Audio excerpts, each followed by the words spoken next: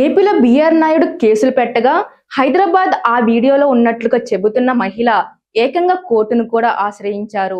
ఏ social media handles లో ఈ deep fake వీడియోలు పెట్టారో ఎంపిక చేసి మరి తమ ఫిర్యాదుల్లో పేర్కొన్నారు. కనీసం 60 నుంచి 70 సోషల్ మీడియా ఖాతాలపై ఇప్పుడు కేసులు నమోదయ్యాయి.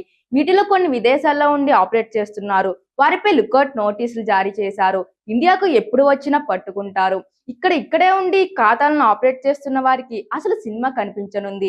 ఇప్పటికే చాలా మంది వైసీపీ సోషల్ మీడియా కార్యకర్తలు జైలుకి వెళ్లి మరీ పరువు పోగొట్టుకున్నారు. ఇప్పుడు వైసీపీ పెద్దలు వేసిన ట్రాప్ లో మళ్ళీ పడ్డారు. వీళ్ళందరికీ మరో రౌండ్ ప్రారంభం కానుంది.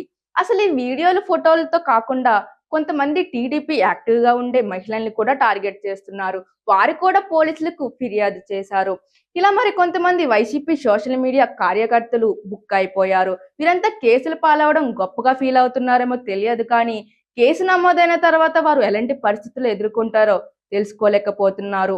వచ్చే వారం 10 రోజుల్లో వైసీపీ సోషల్ మీడియా నుంచి వి స్టాండ్ విత్ అనే పోస్టర్లతో ఆర్తనాదాలు వినిపించే అవకాశాలు ఎక్కువగా కనిపిస్తున్నాయి.